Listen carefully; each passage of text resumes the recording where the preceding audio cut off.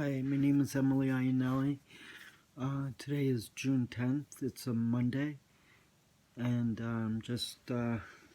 I've been having some difficulty sleeping.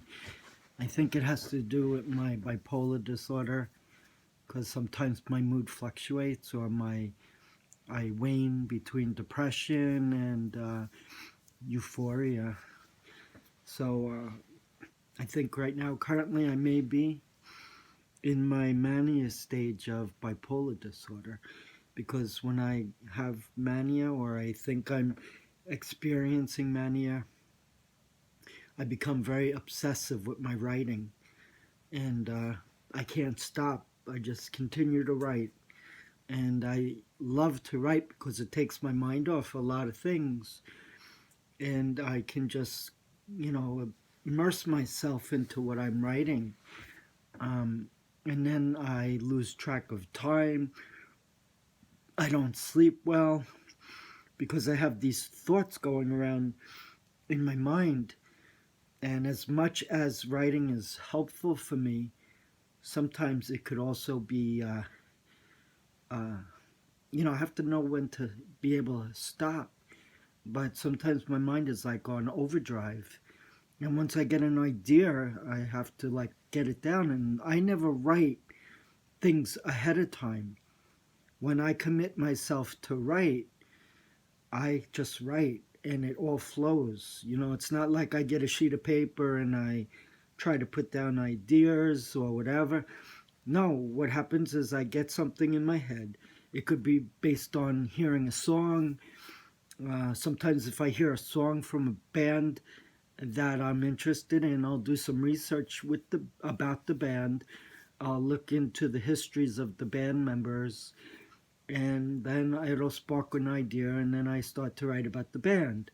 It's happened many times. The most recent band that I wrote about was Jimmy Eat World. They happen to have one of the songs that really hits me hard emotionally, um, and it's based on a tragedy. Uh, the name of the song, the title is Hear You Me. And whenever I see or hear that song, it's usually in a very sad video. I've come across some really sad videos on YouTube. The most recent, but I've seen this video numbers of times and it just breaks my heart. Amanda Todd, the teenager from Canada, Vancouver, she was going through a phase in her life where she was doing some videos, or not videos, like webcams, where unfortunately she got into trouble with someone who blackmailed her because she exposed her upper area, and it was a nightmare after that. And sadly, between that situation with the blackmailing, and somehow he uh, really got to her, and he was operating outside a foreign country. And then he set up fake accounts in Facebook and was able to reach out to some of the friends in her network. And then she started to get bullied not only from the computer, cyberbullying, she started getting bullied by classmates. And she did a video, her very last, in fact, where she presented index cards. And on the index cards, you could see she prepared well ahead of time because she had writings and how she felt, what she was going through. And it's just heartbreaking to realize that shortly after she did that video, she committed suicide. She actually hung herself. And that wasn't her first attempt. She had multiple attempts. And the parents had to keep picking up and moving to other locations to change her environment, hoping that that would help her. But tragically, it was just a continuation of what she was experiencing in the previous high school. She couldn't escape it. So eventually, after failed attempts of suicide, she finally did herself in and she hung herself. And it's just very sad So that song, Hear You Me, is in the background of that video. And I must have seen that video about a half a dozen times, and every time I see it, I just wish that I could have been there for poor Amanda and tried to help her. And that's the heartbreak, you know. And the problem also with social media, because I've experienced it myself, is bullying. There's a lot of it. You know, some of it can be like a comment that really hurts emotionally. I've had that. And it's really amazing. People take it kind of for granted, but when you have a comment directed at you with the intention of hurting you, it does. Words do hurt. You know, it's not as painful as getting punched in the gut, but words do hurt. And I know that because I've been the subject of some harassment on my social media. And as soon as I get a comment that really bothers me and hurts me emotionally, I report the person who's made that comment, and then I block them. You know, that's basically all I can do, but I do manage to report them, and I don't know what happens in the aftermath of reporting them, but I'm going to stick up for myself and I'm going to do the right thing.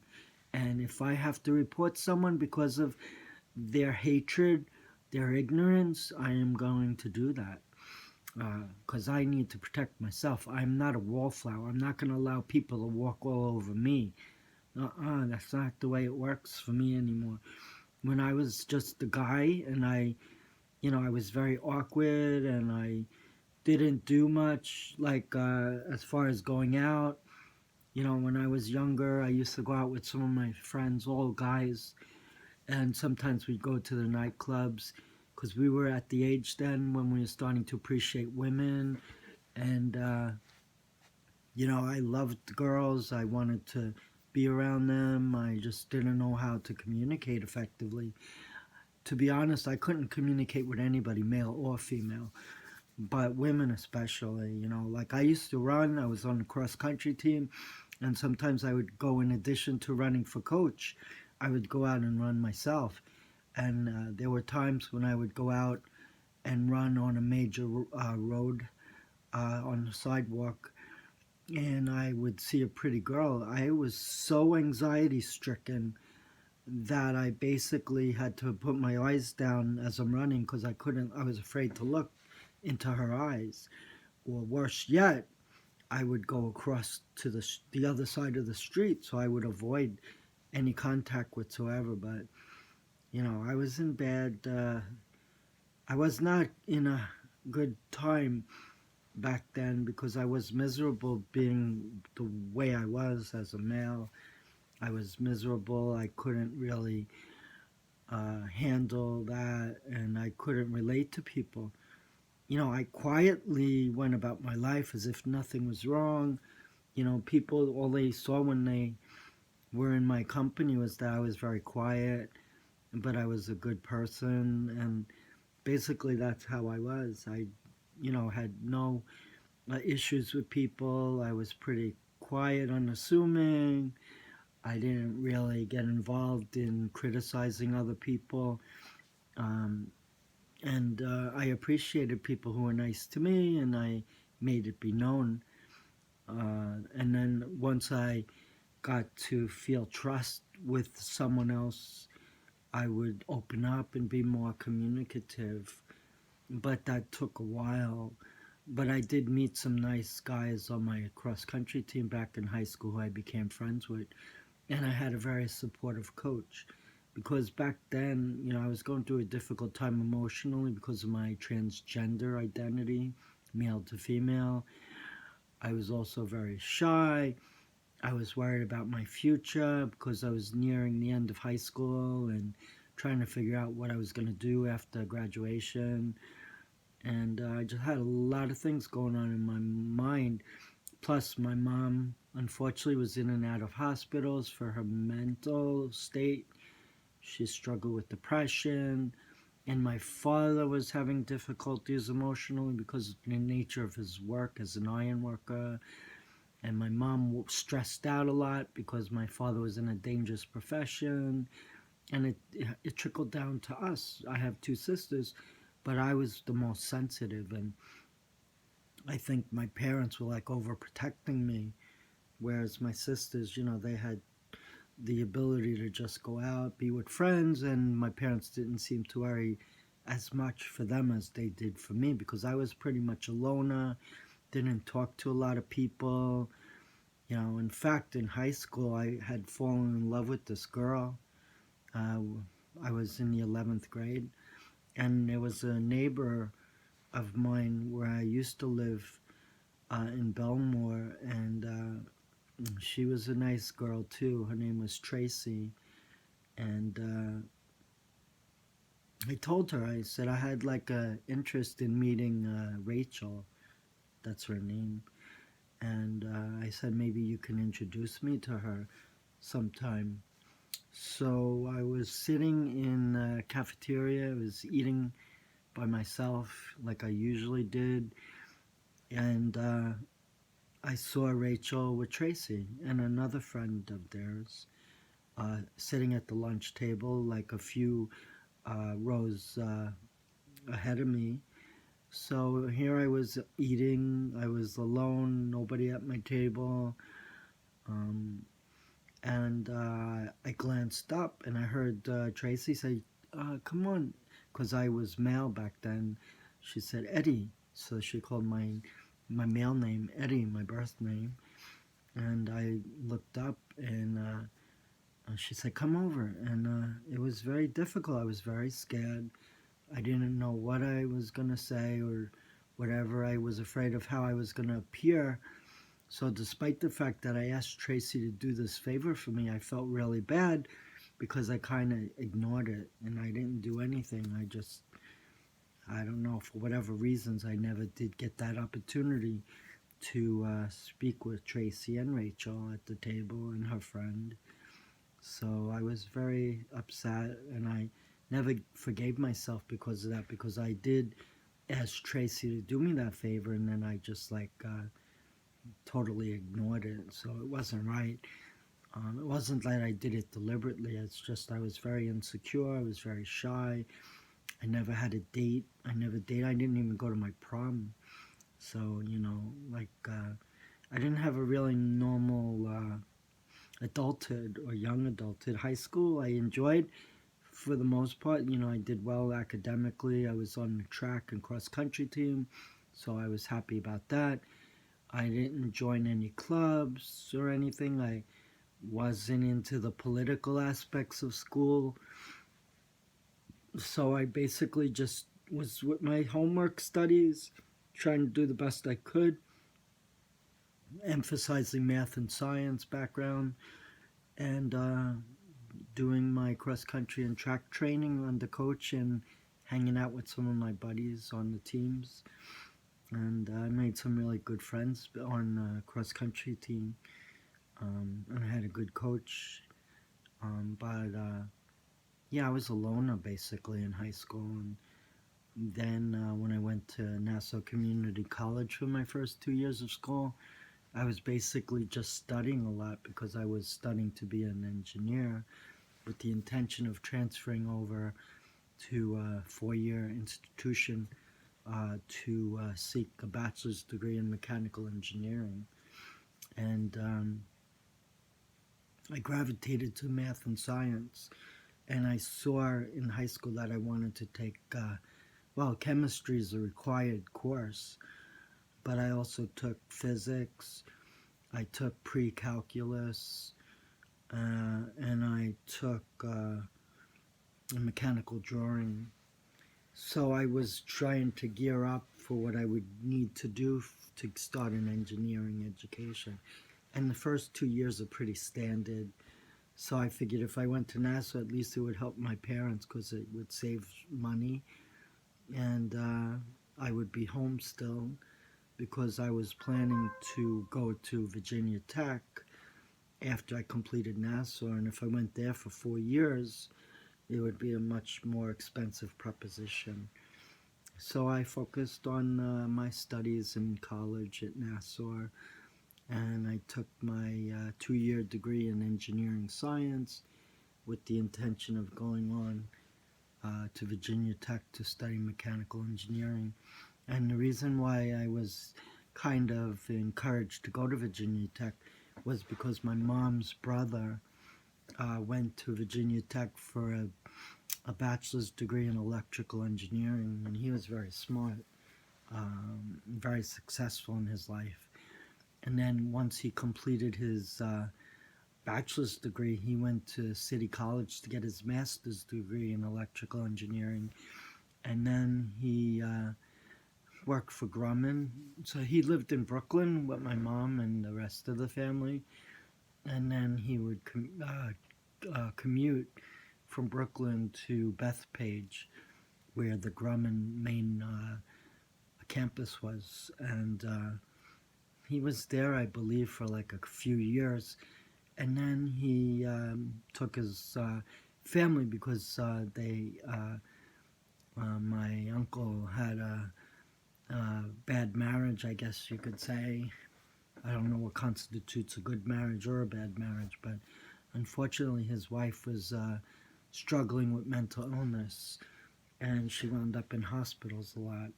And he couldn't deal with that, so he picked up after going through the divorce, and his family, his kids, they went to California. And when he was in California, he still lives in California. He's old now. His kids are all grown up and have families of their own. But he went to law school. So he was very ambitious, very smart. So my mom wanted me to kind of do some of what he did. So I went to Virginia Tech for mechanical engineering. And yeah, I found it a great school. I enjoyed it. Nassau was a good school. It was a good start to my college education. And then I went to Virginia Tech and I studied mechanical engineering. But I was very shy. I didn't even really talk much when I was in college because I was too busy studying, and that was the same with Nassau community as well. When I was going to Nassau, obviously I was home, so I was able to go take a bus to the school. And then my second year there, my sophomore year, my dad lent me his car because he was working on a job in Long Island near to the Nassau Community College campus. So I would drop him off in the morning to work, and then I would go right from there to my Nassau Community College campus because I had classes in the morning. And then after the school day, I would go and pick up my dad roughly around 3:30 because he had an early day. He started at 7, so they worked from 7 to like 3 o'clock. And yeah, so that was my first 2 years at Nassau, and I did pretty good. I had like a little higher than a B, maybe like a B plus average. When I went to Virginia Tech, I took a hit because it was much more challenging, though Nassau did prepare me. So, you know, when I went to Virginia Tech, the classrooms were much larger. They had lecture halls, you know, so I didn't get the same individualized attention that I did when I was in Nassau. But it was a good stepping stone to Virginia Tech, you know, and I look upon my experiences in college with great fondness. I wished I got to appreciate it more than I did when I was in school because, you know, it was like a lot of work. It was difficult. So I was like in that moment where I was in the zone, and that's all I focused on was doing the best I could in my education. So I didn't really get to appreciate the things, to have a well-rounded experience in college. Though I did go to a couple of football games at Virginia Tech, which was exciting. I remember the first football game I went to, Virginia Tech was playing one of their rivals, Wake Forest. And it was an exciting game. I never had the opportunity to go to NFL football games, so nor a college football game. So it was very exciting. The enthusiasm amongst the fans the college students was incredible, and I got I enjoyed that. It was fun, and I never seen that before. So yeah, I had good days at Virginia Tech, and but I was quiet, shy. I just focused on my studies. I didn't have a well-rounded education. I wasn't involved in clubs or anything, and I think a lot of it also had to do with the fact that I knew I was transgender, and I was trying to figure out how to cope with that because I didn't tell anybody. I was dealing with it basically on my own. I didn't have any support in place. I didn't talk to my parents about it, nor my sisters, nor anybody, and I was basically on my own with that. I just had to deal with it as best I could. And basically, I used to cross dress, not on the campus or in front of people. I would cross dress in secret. When I was rooming at an apartment off campus, I and my roommates, there were four of us, and we had a common area where we would hang out in like four bedrooms. Um, it was difficult, when I cross-dressed. I had to do it basically when they all had left. They were all residents of Virginia. I was the only resident from out of state, so they obviously could go back and forth to their homes where they grew up, whereas I couldn't because I was so far away. So on occasions when they all left to go visit their families and spend time, sometimes for the whole weekend, I would basically have the whole weekend to myself at the apartment. And that's when I would cross dress. But I wouldn't go outside, obviously, but I would hang around in my room, do my studies, and I would wear a dress or two. And it was good. It was helping me, and I was happy because that was really my only way of expressing that side of me, the feminine side. And, you know, so, but what was I trying to say? Yeah, I was very shy, insecure. I didn't really have a lot of confidence, and I struggled, but I just did the best I could, But life is not always easy. You got struggles, and you know, um, before you know it, it passes you by. I'm like amazed that I'm like 58 now. I came out as male to female transgender at the age of 51, and that's kind of when my whole world came apart. I have an autistic son. He's now 20. He's having difficulties emotionally, and I've been struggling with depression. I attempted suicide back in January. I overdosed deliberately with the intention of dying. I was just getting tired of life and being out of work for 7 years and not really having many friends. I felt extremely depressed, isolated. I lost my dad to suicide. I lost my mom to depression. Um, sometimes you just want to just uh, escape it, and plus I was going through internal struggles, when you're male to female and you want to express that side of you, the feminine side. It's very difficult. So when I came out at 51, I kind of felt liberated. I was happy. The problem was my world came apart because I had to leave a job that wasn't accepting of the fact that I was planning to transition. So, with the help of another former employer, I was able to go to another work environment. The problem was that was in the city, so it was a much more difficult commute. And the other problem was I wasn't yet established like I was in the other company. So if I didn't come out when I was still at that company, I probably would still have a job today. But I had to weigh my opportunity, and I said, I'm not happy. I don't feel good. I'm very upset. I don't want to stay like this. So that's when I decided I wanted to come out, but it really didn't work the way I had hoped it to or expected it to. So I wound up taking another job because of that situation at the former employer where they weren't too happy about my transition. And I was misled, so to speak, because when I started working at the other company, they were gung ho that I was going to work as a woman, and so was I.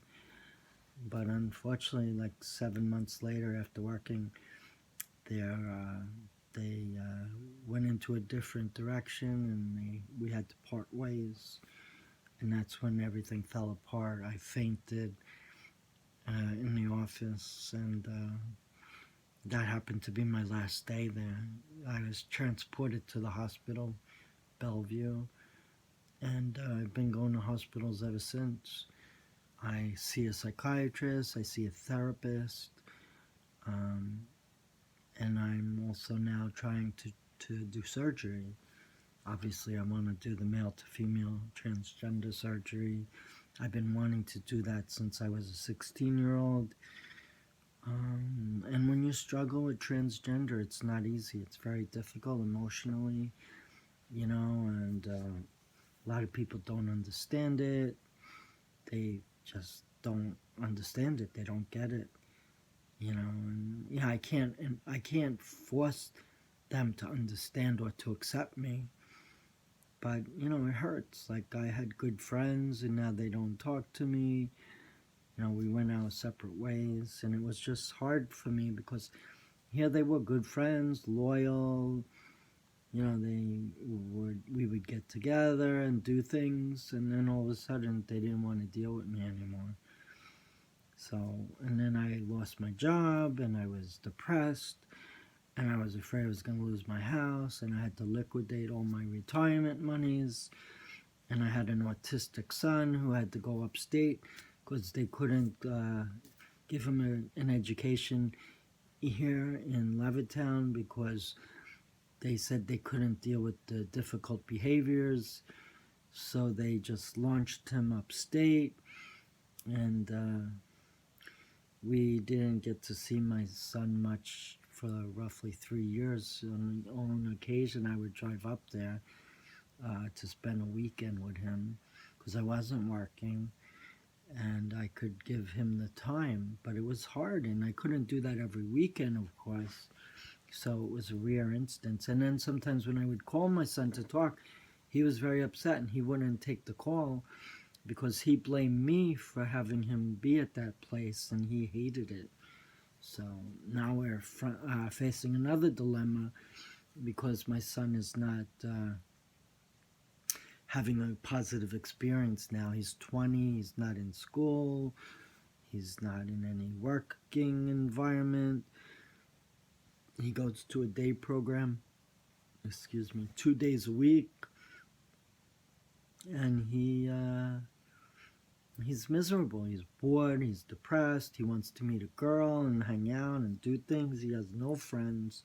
He's not able to drive because he's got epilepsy. Thank God he hasn't had a seizure in quite a while, but he takes anti-seizure medication, Depakote, and I go out with him, when I can, because now that I'm not really working, I'm surviving on disability, and obviously I'm just getting by, paying my bills, my mortgage, my car insurance, the utilities, food shopping, taking my son out to movies and all. It adds up, and I wind up every month not really having anything to save. I liquidated all my retirement monies. I even had to take money out of my son's college education fund because I was afraid I was going to lose my house. So, I don't have much now for his education. He does have money, though, in Social Security, because when I was disabled, he would get money because he was just younger than 18. And then once he turned 18, we had to provide information to establish that Matthew is indeed disabled so they could continually pay him disability. So basically, that's his source of income, and mine is disability as well. And I don't make enough, so I'm struggling. And I had to liquidate all my retirement monies, and I don't have any savings, so I'm very scared. And that's why I attempted suicide back in January, because I'm just afraid what's going to happen if we lose the house. We're all going to wind up homeless, living in the streets, and my son's autistic. I'm transgender. I'm struggling with depression. And my wife, she wouldn't be able to work, and we couldn't afford the car insurance, and they'd take our cars away, and they'd repossess our cars, and I'd lose the house, and everything would just fall apart, and I would just want to die, basically, and have my wife collect my life insurance. I did lose my dad to suicide. I lost my mom to depression. I lost my nephew to suicide, 26. I lost my cousin to suicide because his wife walked out on him and took the kids, and she did not allow him to see them. And then I've attempted suicide, and even my son. It's very difficult. I wish things were better, but sometimes I just feel like nothing is working out. I want to do surgery. I want to live as a woman, and people ask me, oh, so you're going to do surgery? You're going to have a girl's kind of body now? So you probably want to start dating guys and, doing what girls and guys normally do in the bedroom. And it's not really about that. I'm not doing the surgery to have those kind of experiences. That's not why I would do the surgery. I'm doing the surgery because it's for me. It's what I know about myself, and I wanting to be whole and happy and live my life the way I feel I should. I'm not doing it for any other reason. I'm not doing it so I can start dating guys and having sex. No, it's not about that, and it will never be about that. And plus, I'm more attracted to women anyway, so I wouldn't even consider having a guy in my life. That's just not the way I am. And plus, I'm not involved. I can't emotionally commit myself to anybody. I'm still married, and although we don't have a great marriage, I still love my wife. I'm loyal to her, and God forbid I die. I want her to collect my life insurance and take care of Matthew with it. So, but when I was very depressed in January, I just didn't want to be around it anymore. I just got tired of it. So, I obviously am in therapy. I'm going to my psychiatrist, but I'm not able to take my antidepressant medication anymore, and I can't even take all my psychotropic medications because I was advised that I'm having problems with my liver. They are concerned about the enzyme concentration in my liver, and they even said it's consistent with somebody who drinks a lot of alcohol over time. And I said, I don't drink alcohol. And so they kind of connected it to the medications. And so I had to come off a lot of my meds. And I wasn't weaned off them. I was like cold turkey. They just stopped giving me the medication.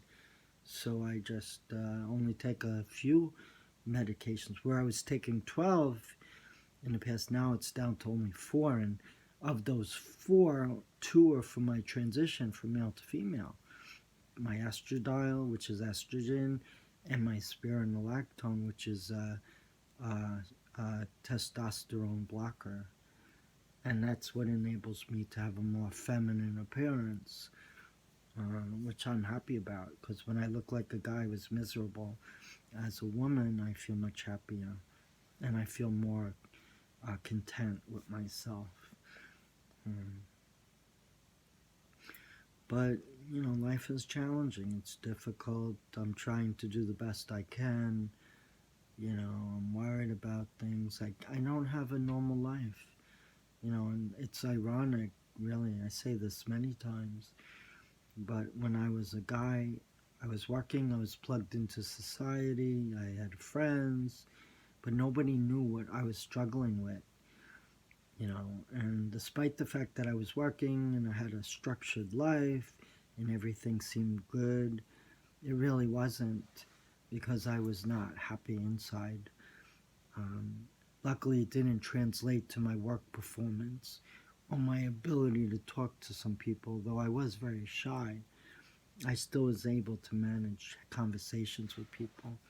But working in an office, I just didn't like it, because there was a lot of backstabbing, cliques of certain people who identified and they hung out with their own. I wasn't into that. Especially the people who wanted to like take your job.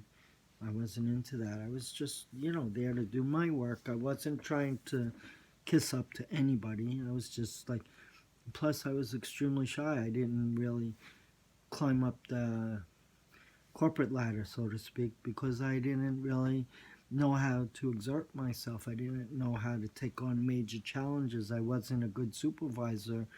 So, I didn't have the confidence to step into those kind of roles. And it affected me. I made okay money, but I wasn't making like some of my high school graduate friends were making. Some of them went to like MIT, a few went to Harvard, a lot went to Boston University. I had a friend that went to UCLA. I had another friend that went to University of North Carolina, Chapel Hill, and I had another friend who went to Clarkson College for engineering, and I went to Virginia Tech and Nassau Community, Virginia Tech, and then I went to Hofstra for accounting. So I was, okay with school. I did the best I could. I wasn't an exceptional student, but I did okay.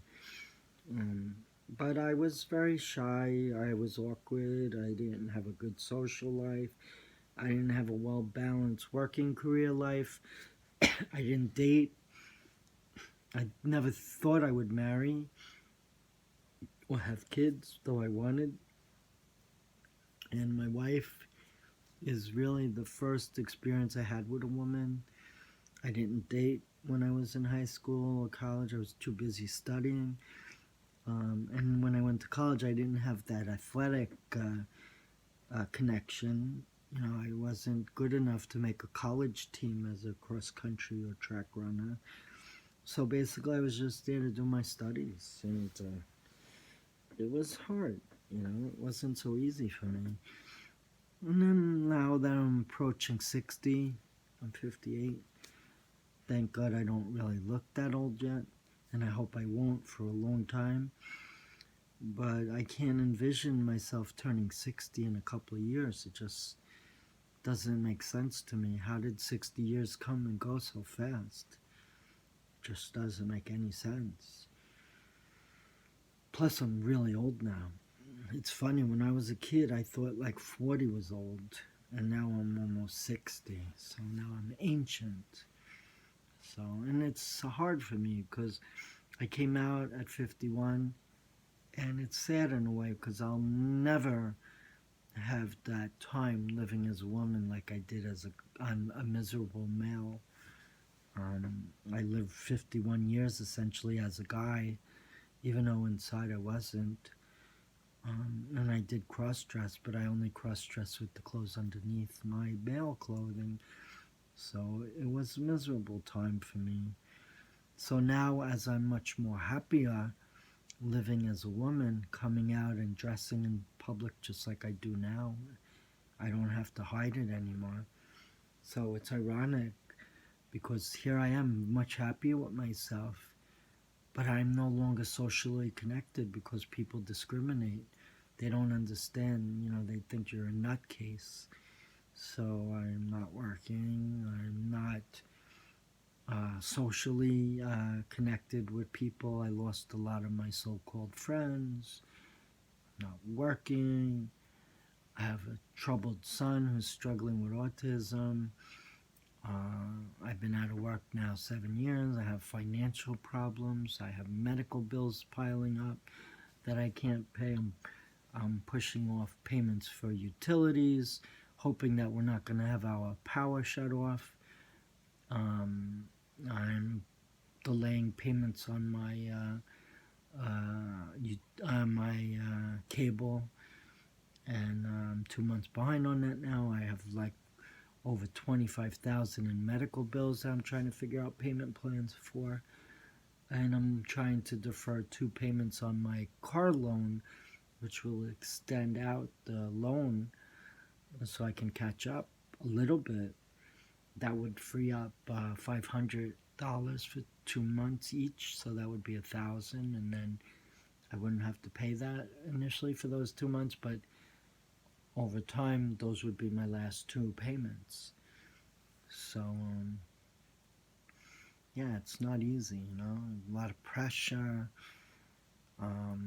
depression, and knowing that I'm getting old, so that's hard to deal with. And I'm also unable to do a lot of stuff now because I'm strapped financially, though I did get, I actually had a phone call, and I don't know how they got in touch with me. I don't know where my name came on their radar screen, but I got a call from the Mets organization, and I know I'm not good enough to make the baseball team, so I was wondering why would they be calling me, and it turned out that I was getting a call from a ticket agent whose major job task is going out and selling season tickets or part season tickets or weekend plans or weekly plans. So I got a free tour of the ballpark, and I took my son with me, and we got to experience what it's like on the baseball field. They took me to we didn't go in the player locker rooms, but he showed me and my son where the player locker rooms were and where the visiting team locker rooms were. And then we walked around, saw a lot of the administrative offices. I saw people working in their offices, and when I was younger, I had this fantasy of wanting to work for a major sports organization, and I really wanted to be like a production accountant or work in some capacity in an administrative position within a baseball or pretty much a baseball organization, since baseball is my favorite sport and the Mets were my team and always have been and always will be. Though my favorite baseball player of all time was Roberto Clemente, who played with the Pirates. So I didn't get to see him play a lot, but when he came to play against the Mets, I loved watching him. He was like one of my favorite baseball players. The sad reality with regard to Roberto Clemente was that he was a very kind and compassionate person. His life just didn't center around baseball. Obviously, he was a family man. He had 3 sons he had, and his wife. So he was very connected to his family. Plus, he was a very generous person. So I believe it was sometime in the early 70s. I don't remember the exact year or date. But I know it was like at December 31st, though, and I think it was like 72 or 73. I don't remember the exact year. But I know it was on I know it was on New Year's Eve. He went to try to help out communities in Managua, Nicaragua, for, don't ask me how to spell that because I can't. But he went there because there was a major earthquake that caused a lot of devastation and killed a lot of people. So he wanted to send a mission to provide food and drinking water, and he was very instrumental in getting uh, the supplies necessary, even medical supplies, to fly them out so they could get it to the people. The problem was they overloaded the plane, and when they went, shortly after takeoff, the plane crashed and Roberto died. And the last thing I remember about Roberto Clemente was his making his 3,000th career hit. John Matlack was pitching, and they were playing at Shea Stadium, and Roberto did what he always wanted to do. He hit that milestone of 3,000 career base hits. So I'm a Met fan, but I was very happy for him, and I really was very happy for him. And he had 3,000. He had exactly 3,000, and I thought he'd have another 10 years to play, so he'd have like maybe 4,000 over the next 10 years or so, maybe even more. But that didn't happen because he died in the off season on December 31st, and it was hard to deal with that. It was like I lost a family member because I really loved him. I was idolized him. He was my boyhood hero, and now he's gone. So it was very emotional. It was sad. I even wrote tributes about Roberto Clemente because I like to write, and I read his life story. And he was a hero in his home country, in his homeland. I believe it's Puerto Rico. But it's very sad. And I was very emotionally affected by his premature death. Oh yeah, so I get sidetracked. But I don't have a lot of money, but I tried to take my son out to do things. So I got this, when I went to visit, like I was saying, I got a call from a ticket agent for the Mets. And he had called me and he said, why don't you come and see the ballpark? I'll give you a free tour. And I asked, can I take my son? He said, of course you can. So I took Matthew. Matthew's autistic though, but so he has trouble, and sometimes I don't know how to deal with it. But it seemed he was having a difficult time when we went. He wouldn't talk to the tour guide. He was very fussy. He wouldn't even go out onto the baseball field. So I had to go and try to get him out there and doing something. And before you know it, he didn't seem like he wanted to be there. But luckily, over the next half hour, he started to come back into his own, and he had a good time. But after the tour had completed, my new friend was telling me about a 20 game ticket plan for 2 people each game. So he told me the price, and he said it was prorated, so I wasn't really sure exactly what it meant. And then I found out after the fact. But he had went over the plans, and they were all out of reach. I couldn't reach, I didn't have the money to commit to those plans. So the last plan he suggested that he thought would be good for me and my son was a 20 game plan. And bear in mind, it was over a month since baseball season started. So he was going over the different plans, and he said what would be good for me and my son would be a 20-game ticket plan, 2 tickets each game for my son and I. And yeah, he thought it was good, and I thought it was good based on what he was telling me. But like I said, he said something about prorated, so I didn't really make a connection. So I wound up buying the 20-game ticket plan, and I put it on my credit card. It came out to like almost $575. So this is what I got. Basically, they mailed this to me, and it's for the 20-game season ticket plan.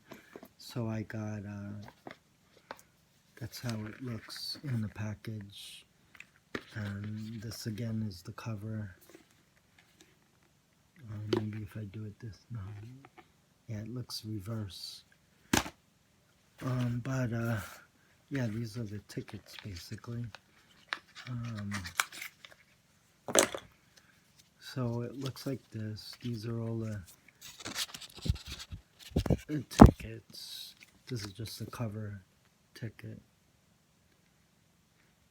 And then I think the next game that we have is actually on Thursday. Can you see it? Thursday, June 13th. And then I have Friday, June 28th. Hey, I feel like a ticket broker. You want tickets? Tickets here. I got the 28th. Oh no. What is that? Oh yeah, this is the 28th. What am I doing? I'm like crazy with this. See, that's the 28th. And then I got this all out of whack now. The 13th, the 28th. Oh wow, I got the July 2nd, the Yankees and the Mets. Holy mackerel, I didn't even realize I had that.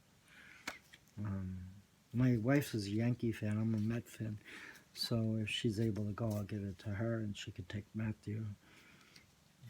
June 13th, June 28th. What? Oh, wait, what's going on here? I'm missing something. I don't know, it's really crazy. I have 2 for the 13th. I only have 1 for the 28th. What happened? And 2 for July 2nd. Oh, wait, I got it. Yeah, I'm going crazy. Yeah, I got 2 tickets for the 28th, 2 for July 2nd. Then I have Friday, July 26th. I have Friday, August 9th. I've got Wednesday, August 21st. Oh, Wednesday, August 28th. They're all weekday games, and they all start 7:10. I got Monday, September 9th. I got Friday, September 13th. Monday, September 23rd. And the last game I have is the Friday, September 27th. So, yeah, I got some good tickets. The problem is that I assumed I was going to get tickets for the 20 games. And then the prorated term he used, I finally got what it meant. Because when I counted tickets, when I bought them, I only counted 13 games. So I thought, you know, there was a mistake or something. So I called them. I left a couple of messages. And then I finally got in touch with him. And I said, look, I only got 13 games. And I paid for a 20-game plan. And he said, oh, yeah, do you remember when I said prorated? And I said, yeah. And he said, well, the games, if you were on the 20-game plan in the very beginning of the baseball season, you'd get the 20 tickets for the games. 20 games, tickets for 20 games, two people each day. Each game. So he said, based on when you purchased the tickets, the games that you would have seen if you bought at the beginning of the season have already been played. So that's why you're only getting 13 games now, because 7 have already been played. And the fact that you're on the 20 game ticket plan, those count also. So now I only have 13. And I went to one just last week with my son. So now I got 12, and I'm giving my wife the Yankee Met game, and I gave her another game. So when all is said and done, I have maybe 8 or 9 games because I promised another friend that I would give them tickets. So next year, maybe if I'm able to financially, I'll get a 20 game plan again. But it's probably going to cost another 2 to 250 on top of that. And when you go to a baseball game, you spend tons of money just going to concessions. So you pay $25 for parking. The tickets cost 20 a piece, but I already put that on my credit card. And then, like, if I get a hot dog, French fries, and a drink just for me, that's like over $20. Then my son, he gets like chicken tenders, French fries, and a soda, and Cracker Jacks. So I wound up paying like $80, and it's insane. Like a cup of soda, they charge you like $6.50 for just a cup of soda. It's ridiculous. And a hot dog and French fries, Nathan's, costs like $14. It's insanity. But yeah, I spent too much money on that game that we just went to. I spent with the parking and then the concession. I paid over $100, and I don't have that kind of money. So I told my son, next time we go, we're gonna bring our own food, put them in bags and stuff. So that's what we're gonna have to do because I can't afford those prices. But the game itself was fun. Thing is that we're 0-2 now with the Mets. But I hope they have a good year. But I still root for them, but I'm not like crazy like I used to be when I was a kid. My mom got me into the Mets too because she was a Brooklyn Dodger fan, and she was very heartbroken when they moved to Los Angeles. So there was a time where she just didn't watch baseball, and then when the Mets came to play in New York, she became very loyal to the Mets. She became a big fan, and growing up as a young kid, I watched ball games with her, and I remember vividly, when the Mets were playing the Baltimore Orioles in the '69 World Series. And that was fun. That was exciting, And the miracle match when they won the World Series, and my mom loved Gil Hodges because he also played for the Brooklyn Dodgers. So yeah, I like Gil Hodges too. I thought he was a great manager. I was happy, but shortly, a couple of years later, I believe he had a fatal heart attack, and he died. So it was sad. But yeah, '69 was a great year, and then '73 they had a World Series against Oakland, the Oakland A's, and it went to 7 games. But the Mets lost the series 4-3. But it was a good match. It was a great series. But we were disappointed because the Mets lost. And then after '73, I know the 1986, but I don't know if they had anything before that. Yeah, but 1986 was a big year too. And yeah, it was great. They had that last crazy game against the Astros. I remember Jesse Orosco throwing his glove up in the air, and they won it was 18 or 19 innings. It was crazy.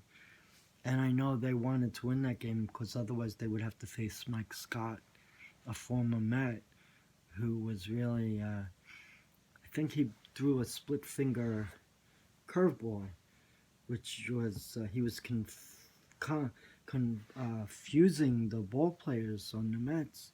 They couldn't hit him. So they didn't want to have to face him. So they had this crazy game where they were back and forth with the lead. And then it was tied, and they went in extra innings, and then they had that crazy marathon, and the Mets won, I believe, in the 16th inning, maybe. I don't remember exactly how many innings they played, but it was extra innings. And then the Mets won, and then they went to play Boston. And that was equally exciting. But I was upset. I didn't think they were going to win when they lost the first two games against Boston in Shea Stadium. But then when they went to Boston, they split. I mean, they won out of three. I think they won two. So when they came back to Shea, it was 2, 3. I'm confused, right? They lost the first two. Then when they went to Boston, they won 2 out of 3. So Boston had 3 games, and the Mets had 2 games. And then they had 5 games played. Boston had 3 wins, Mets had 2. So, yeah, because Game 6, if the Red Sox won, they would have won the World Series. And it looked like they were going to win. But then came the,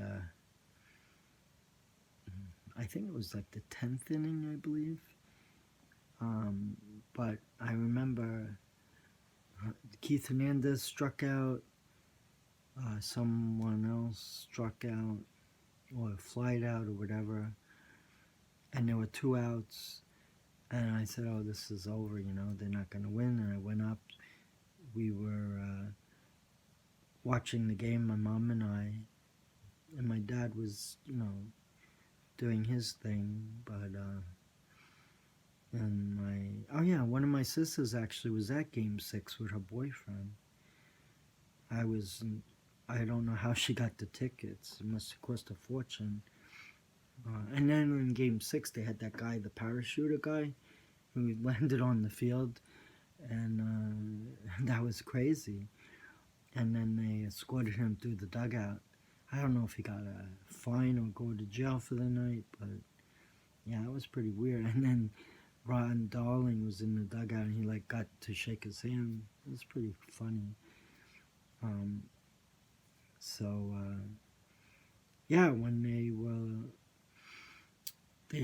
they fell behind. I think it was 5-3, and it looked like the Red Sox were going to win, which would have broke their losing streak. But Gary Carter was up, and after the game they interviewed him, but he got a base hit, so he got on base, 2 outs, 1 on base. And then the other players that came up to the plate, I don't have a good memory anymore, but essentially they got hit after hit after hit. So they had a 2-out rally, and I was up in my bed. I wasn't even watching the game. Luckily, I had it was being recorded. I had a VHS cassette, and I was recording the game, and I got disappointed, so I went up, but I didn't stop recording, thank God, because the Mets came back and they actually won the game. Ray Knight, and I'll never forget the screaming, "Mets won! The Mets won!" But I felt bad for Bill Buckner because he was injured, and the ball went right through the wickets, his legs, and he didn't field it. You could tell he was hobbling. He was injured, nursing an injury. So I felt bad for him because he had a good career. but he seemed to be judged for that one play. Sadly, he died recently, so I extend my condolences to his family. But he was a good guy. Um, yeah, but the Mets won the World Series, and I was happy about that. So was my mom. And then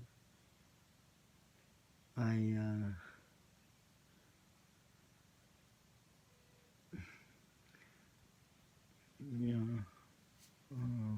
Oh yeah.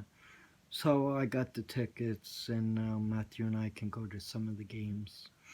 And then, I take Matthew out to the movies. We want to see Rocket Man. We loved Bohemian Rhapsody. We loved Aladdin. Um, we saw some other movies that we liked. I think one was 5 Feet Apart, which was a good movie. We saw. Uh, it was a good movie too. I just don't remember the name. Oh yeah, it was like. It was with school. It was two girls in school. Uh, it was funny too, but I can't remember the name of the movie. But yeah, we've seen some good movies. Yeah, we want to see Rocket Man. We love Bohemian Rhapsody. I must have watched Bohemian Rhapsody because I have a Blu-ray now. I must have watched. When it was in the theaters, I saw it like 4 times, and now we have the Blu-ray. So I've been watching that for like every other day. I'm watching it, and I don't get tired of it. So I must have seen it about 30 times. But yeah, sometimes I get so bored I just watch a movie. Or I write. I write a lot. I love to write. If I had it all to do over again, I'd probably want to be like a news journalist, correspondent, because I really enjoy writing. Maybe I can try to put all my stories together in a book. Maybe try to get it published. I tried to write like an autobiography, but I don't think my life's interesting enough where people would want to read it. And just because I'm transgender doesn't make the story any more interesting. Um, but yeah, if I didn't have writing to do, I would be very bored. I can't just envision myself watching TV all the time. So writing helps me. Plus, I like to do videos. And when I do videos, I like to talk about what's going on in my life. Being transgender obviously requires that I try to communicate. So I do videos like before and after, slideshows, which I kind of like to do. And plus, I like watching others' slideshows, videos before and after. And I also like focusing on events of the day. And I've done video tributes for that. For instance, like the shootings at Virginia Tech, the Oklahoma City bombing, the World Trade Center tragedy, the Orlando shootings, the Parkland shootings, so many tragedies. The Sandy Hook shooting tragedy with the little kids, the Amish girls' school shooting.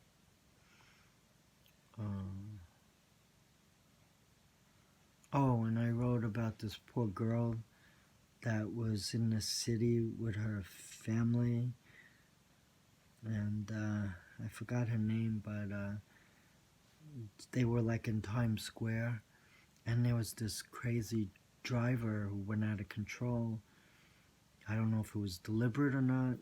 Seemed like it, but his car went up on the sidewalk and he was mowing people down, and sadly he hit this poor girl, like 17 or so, or 18, Ellsman. I think the last name was Ellsman from Michigan.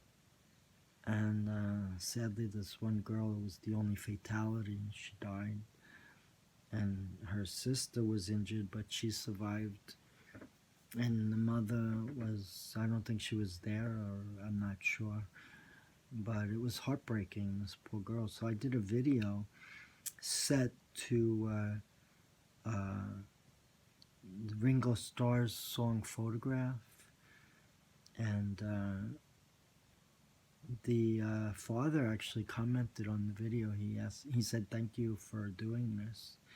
But it broke my heart. You know, I felt so bad for the father and the mom, and of course, and the sister. But I was amazed in a way that he could appreciate what I did after losing his daughter. You know, and I just responded back to his comment, and I said, "I'm so sorry that you lost your daughter. I'm just, you know, heartbroken, and I wanted to do something for your daughter, so I did the video." I'm a very sensitive person, and I even do writings, like when the terrorist attack in Paris took place. I did a couple of writings on it, and when Christina Grimmie was shot, and then the Orlando nightclub shootings, I wrote about those events. They happened to be on the same day too, crazy. And then the Parkland shooting I wrote about. I wrote about Amanda Todd, that poor girl, the teenager from Vancouver who was bullied. And I wrote about teenage suicide. I also like to write about bands. Like I wrote about the Soundgarden lead singer who committed suicide. I wrote about Chester Bennington from Linkin Park, who, in the aftermath of his friend from Soundgarden, and he was, you know, devastated, and he took his life also. It's crazy. And I write about,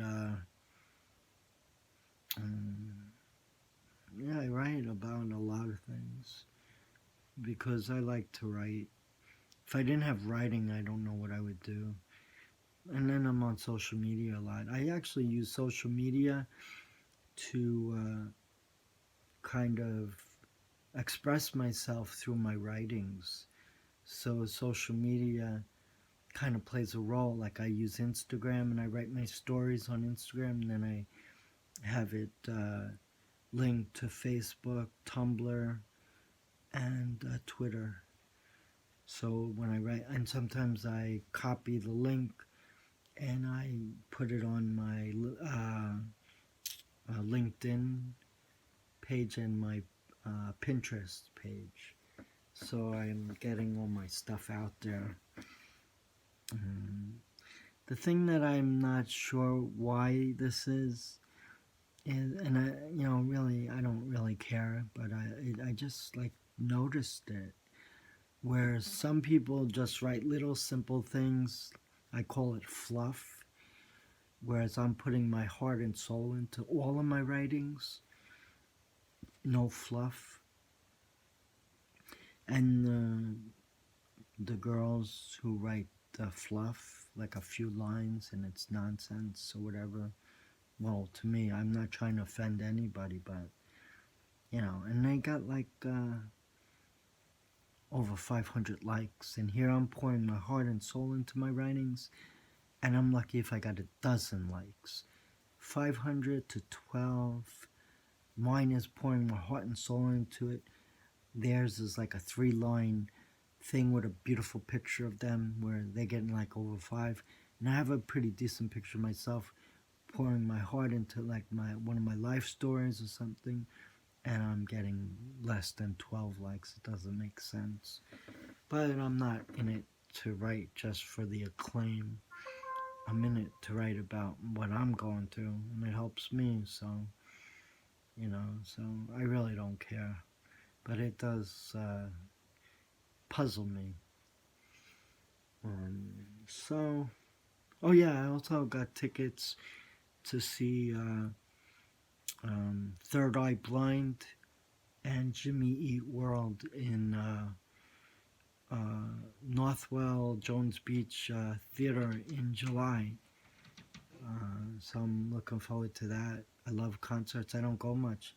I think the last time I went to a music concert was to see Trans-Siberian Orchestra at their Christmas concert, and that was at the Nassau Coliseum. So yeah, I like to see them also.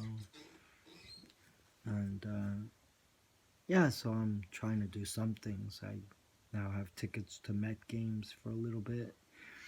We're going to the concert and we see movies. Yeah, I guess that's it. I don't really have any much more to talk about. I kind of went off on this video, but this is me. My mind is all over the place. I go from one thing to another. But that's how you have to live life. Life is crazy, you just gotta roll with the punches, as they say, and you do things you like to do. I can't really offer people advice. I know I try to help in my own way, and everything when I do things, I'm trying to be as sincere as I can be, and I try to encourage people. I think I have something that I can share to help some people. Being transgender isn't easy. Raising an autistic son isn't easy.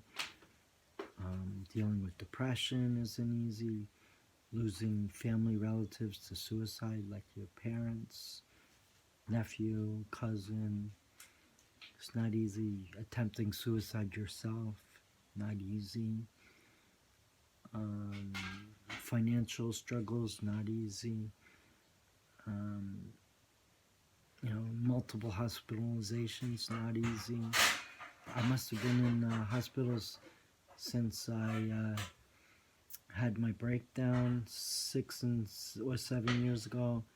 At least, no exaggeration, I must have been in hospitals like maybe at least over 60 times in the last 7 years, with roughly 15 admissions. I've been admitted to South Oaks, Nassau University Medical Center, Mount Sinai, Stony Brook, Bellevue, and Mount Sinai, Bellevue, Nassau University Medical Center, South Oaks, and Stony Brook. So I've had my share of hospital experiences. So, I just, I don't do many videos lately because I don't know what to really talk about. And sometimes I have these,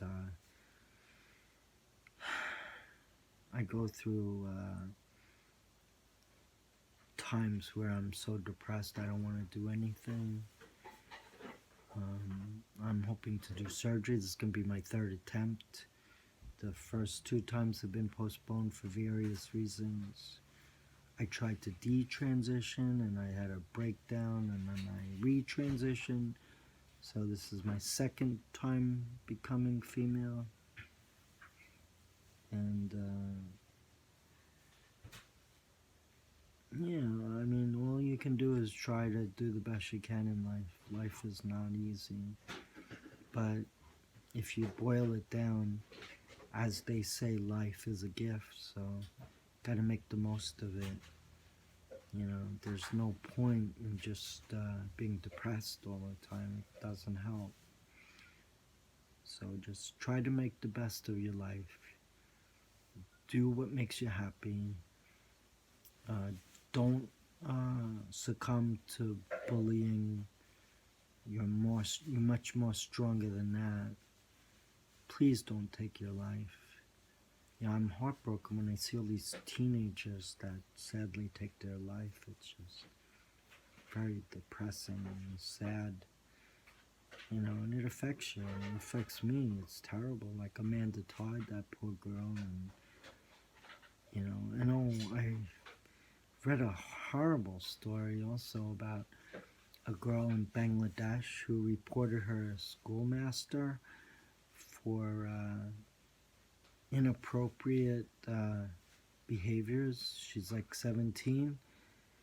So somehow people heard about it, and there were these guys who were, when she was walking home, they kind of surrounded her, and those mother effers burned this poor kid alive. Horror. This poor girl, she was beautiful, and they burned her alive. Oh my God. Talk about the worst way you can die. And then I also read about this poor girl from the Netherlands who was raped when, I think, as early as 6 years old, and she was molested like 3 times in her childhood. Obviously it messed her up, and she wrote a book about the experiences when she was 16, and the book is published and it's distributed worldwide. So, writing the book, you thought, she came to terms with that, but unfortunately that wasn't the case, because when she was 17, she decided that she wanted to go. She didn't want to live anymore. She even approached a facility where they perform euthanasia. It so happens that the Netherlands have a policy where they will assist people in their willingness to take their lives, so they'll act as an intermediary. So she visited one of those facilities, and she requested that they put her to sleep permanently, and they didn't agree. They wouldn't do it. So essentially she tried to figure out another way, and somehow she spoke to doctors about it, social workers, and her family, and she decided she was not going to eat anymore. She wasn't going to eat or drink, and she predicted like in 10 days she would die, and that's what happened. She didn't eat. She starved herself, dehydrated herself, and with families around her, she died roughly 10 days later. She didn't eat or drink, and she found a way to get out of her pain. She took her life. And I'm like shocked though that her parents would rather, I'm shocked that her parents let her do that as opposed to getting the help that she needed to try to deal with it. It just didn't make sense to me. Usually you would think your parents would want you to live, but in this case they just let her die. It doesn't make any sense. And they weren't even brought up on charges, It's crazy. But so I wrote a tribute to that poor girl. It's so sad. I think her first name was Noah, N-O-A. Yeah, very sad. But you see, that's what life is like. It's like not easy. Especially like transgender kids. A lot of them are taking their lives. I wrote a tribute to Leela Alcorn, who sadly took her life. She was roughly 17 also. I also wrote about Benjamin Breedlove, who also did index cards. He didn't say anything like Amanda Todd. I think he was like 18. He knew he was dying. He had a heart problem. And so he did the video with the cards, and he died like around Christmas. So yeah, I love YouTube. You know, I love music videos. I love watching male to female transitions videos. I love I watch my own videos. And I like to go on YouTube also to just watch bands that I like. And my most current obsession is Jimmy Eat World. I love their music so much. I love watching Hear You Me. I love that. Even though it's very sad. I like Evanescence. I love their music. I love that song that they do, My Immortal. And then I come upon new bands I never even heard of. Like, what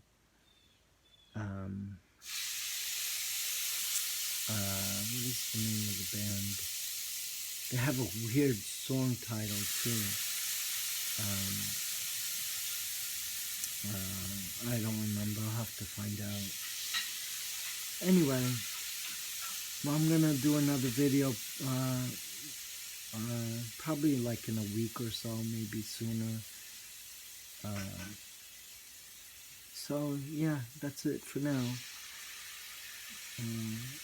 It was fun, and take care. Love you guys. Bye.